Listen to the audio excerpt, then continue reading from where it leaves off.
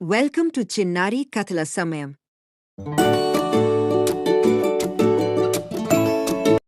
ఒకప్పుడు ఒక పెద్ద అడవిలో బలమైన గర్వంగా ఉండే ఒక సింహం ఉండేది.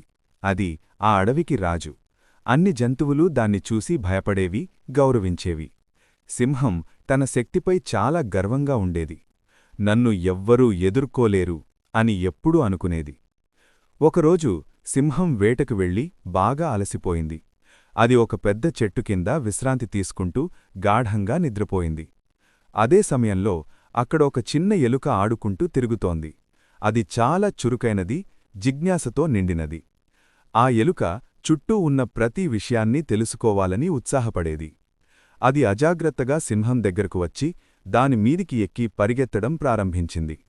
సింహం ఒక్కసారిగా నిద్రలేచి కోపంతో గర్జించింది.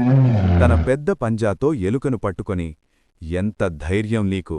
నన్ను లేపావు, ఇప్పుడే నిన్ను తినేస్తాను అని గట్టిగా అన్నది. చిన్న ఎలుక చాలా భయపడింది. అది వణుకుతూ, మహారాజా, దయచేసి నన్ను క్షమించండి. నేను తెలియక చేశాను. మీరు నన్ను వదిలేస్తే ఒకరోజు నేను కూడా మీకు సహాయం చేస్తాను అని వేడుకుంది. సింహం ఆ మాట విని పెద్దగా నవ్వింది. నువ్వు నన్ను సహాయం చేస్తావా? నువ్వంత చిన్నదివి అని చెప్పింది. కాని ఎలుక యొక్క వినయం, భయం చూసి సింహం కాస్త దయతో దాన్ని వదిలేసింది. పొయ్యి నీ పని చూసుకో అని చెప్పింది. ఎలుక ఎంతో ఆనందంతో అక్కడి నుండి పరిగెత్తింది. ఒకరోజు తప్పకుండా ఈ ఉపకారం తీర్చుకుంటాను అని తనలో తాను అనుకుంది. కొన్ని రోజుల తర్వాత అదే అడవిలో వేటగాళ్లు వలలు వేశారు. ఆ సింహం అజాగ్రత్తగా ఆ వలలో చిక్కుకుంది. అది ఎంత ప్రయత్నించినా బయటకు రాలేకపోయింది. గట్టిగా గర్జించింది. ఆ గర్జన అడవంతా మార్మోగింది.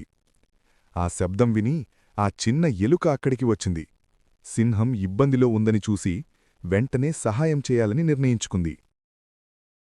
మహారాజా, మీరు భయపడకండి, నేను మీకు సహాయం చేస్తాను అని ధైర్యం చెప్పింది. సింహం ఆశ్చర్యపోయింది. ఇంత చిన్నదైన నువ్వు నాకెలా సహాయం చేస్తావు అని అడిగింది. కాని ఎలుక ఏమీ మాట్లాడకుండా తన పని ప్రారంభించింది. అది తన చిన్న పళ్లతో వల తాడులను కొరుకుతూ కోయడం మొదలుపెట్టింది. కొద్దిసేపటికి తాడు క్రమంగా తెగిపోవడం ప్రారంభమైంది.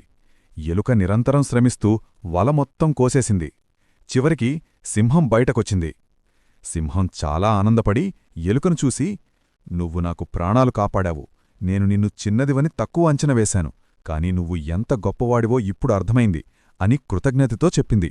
మహారాజా, ఎవ్వరినీ చిన్నగా చూడకూడదు.